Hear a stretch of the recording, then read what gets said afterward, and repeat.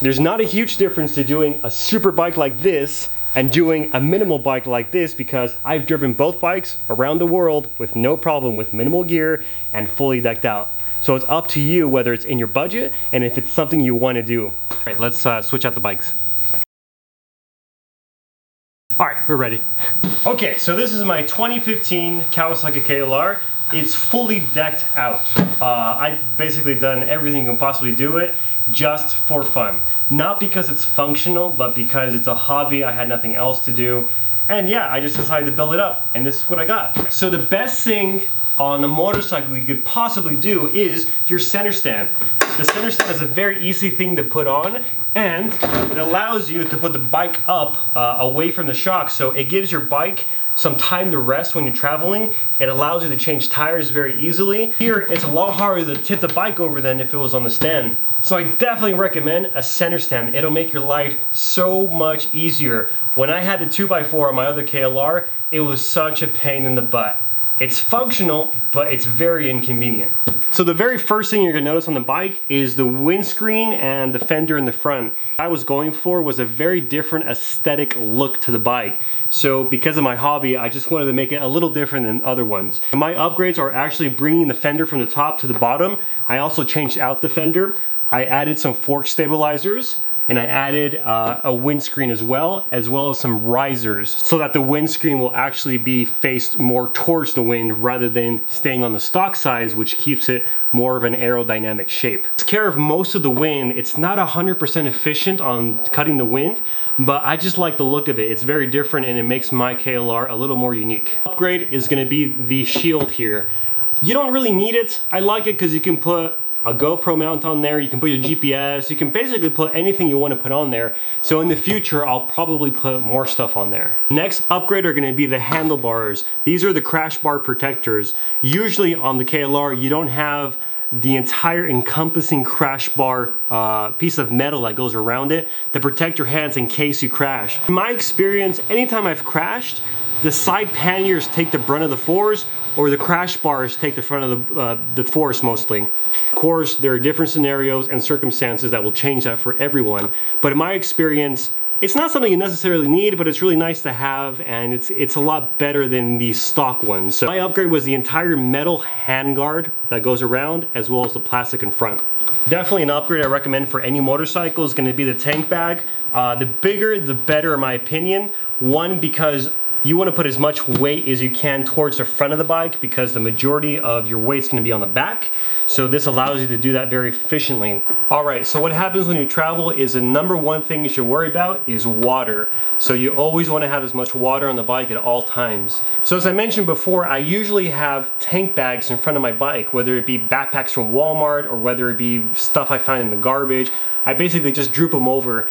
And in my front cases, I put the most heavy of items. So water is what I usually have in my front of my bike. So this is an upgrade that's kind of convenient and kind of nice, but it doesn't hold as much water as you want it to. Take fuel containers as well and put the fuel container instead of the water bottles. So if you have a motorcycle that needs a lot of gas, this is a really good upgrade to have, so you can put gas in there at any time. KLR has a really large range when it comes to travel. The only place in the world where I've run out of gas or have needed to carry extra spare fuel has been in Alaska and has been in Bolivia. Those are the only two places in the entire world where the range of the KLR was not sufficient enough to not have to carry fuel. So it's a very rare occasion that I should carry fuel, but when I do, it's easy to get a plastic container or water bottle to take with me just for that small amount of trip.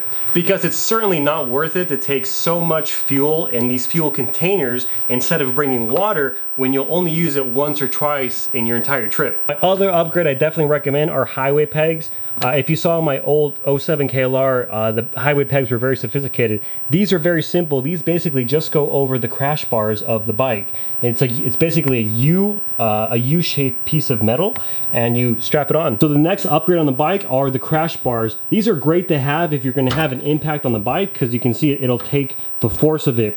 If you bust anything off the side here in the engine, you're gonna have a lot of problems in the future, because when you're traveling around the world, it's hard to find parts, and especially big parts like the side of an engine or anything else. So it's always very important to protect your engine. Okay, so one thing on the crash bars is that it's a nice thing to have. You can put highway pegs, you can put the tank bags over them, but it's not a necessity. What I figured out is that when you crash on the KLR with panniers, is that the panniers usually take the brunt of the force. So when the bike falls, the entire hit is here first, and very minimally, it happens to be here. So having crash bars isn't a huge necessity, but of course, this is your fully decked out KLR, so why not have them? But I've never come across a situation when I've crashed personally that these were any use to me. So the next upgrade on the KLR are the mirror extensions. These move the mirror more to the right. Usually they're just very kind of straight and up that way. It helps you see around traffic a little better. Again, not something you need, but it's kind of cute to have. The next upgrade is obviously a power outlet. This connects directly to the battery. It's a really great thing to have. You can charge your GPS or anything else that you need. Great is that if you have a GPS or a phone, one of these adapters to carry this on your bike at all times is a really great thing to have as well. So here you can see where I usually mount it. That's where it is right now. It's not on the bike currently. So it's a really great thing to have because you can see your phone, you can use GPS, you can fly your drone.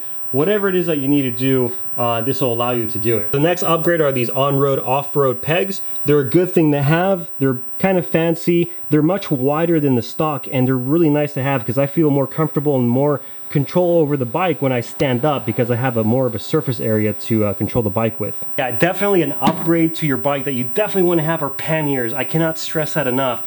It helps you if you crash, and you can just carry so much more stuff on it when you're traveling. It's super convenient, it's super great, and it's probably the best investment you should make if you travel on the weekend or around the world. Okay, so the modification I have back here is a modified exhaust. It's a slip-on exhaust. I didn't change out the entire system, but basically it slips on and it slips off. Super easy, super simple. The benefit about this is that you cut down about 5 to 7 pounds of weight from the old stock exhaust. So for me, it's a huge benefit because I carry a lot of gear. Not only is the sound different and it sounds better, but the performance, it gives me a little more power than I'm used to. So it's a great modification to have in my opinion. The modification is going to be a skid plate. It's a great thing to have. As you saw from the last KLR, I also have a tool tube on here. It was very simple to put on. I just put some hose clamps, I ran it through the skid plate, and it's perfect. Another modification to the bike is whenever I travel, I have these dry bags that I put on here in the back. This is a great place to have clothes, and I usually have the drone on there. Alright, so one of the biggest controversies in the upgrade community of KLRs is something called the doohickey. The doohickey is right about here. There's a little spring and a little piece of metal that's connected together that moves up and down whenever you pull the clutch in. So the controversy is that they say it's a very weak thing on the KLRs and that anybody should change it. In my experience, I've never changed a doohickey except on one bike. I've never had an issue with it. I've driven KLRs across the world, up to 50,000 miles per KLR, and nothing has ever happened to the doohickey. Is there a probability that something happens to it? Absolutely. Anything can happen at any time. So is it a good preventative measure to do the upgrade on the doohickey? Sure. People who have had like 10 KLRs and every doohickey of theirs has exploded.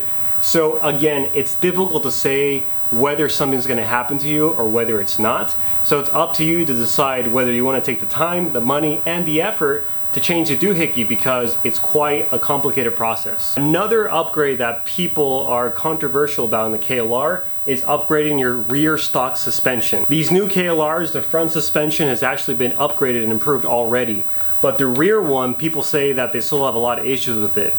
Again, I will point out that I've never upgraded the rear shock on a KLR and never had any issues with it. It's up to you to decide whether you want to take this as an expense or not. The reason that I choose a KLR is because it's a very cost-effective motorcycle, it's very cheap, and the moment you start adding too many things to the bike, it becomes a very expensive bike. So it's up to you to decide what it is you actually want from the bike. There you have it. You have a KLR that's fully upgraded. You have a KLR that's minimally upgraded. Both can take a trip around the world. Both can take a small trip around the world. Whatever it is that you want off the bike, you have to decide what your budget is, what you're looking for from the bike, and most of all, what safety are you looking for. Whether you have a budget for it, whether you're looking for certain safety equipment, You have to decide what's best for you and in your price range. You don't need a lot of money or a lot of fancy gear to travel and have an adventure.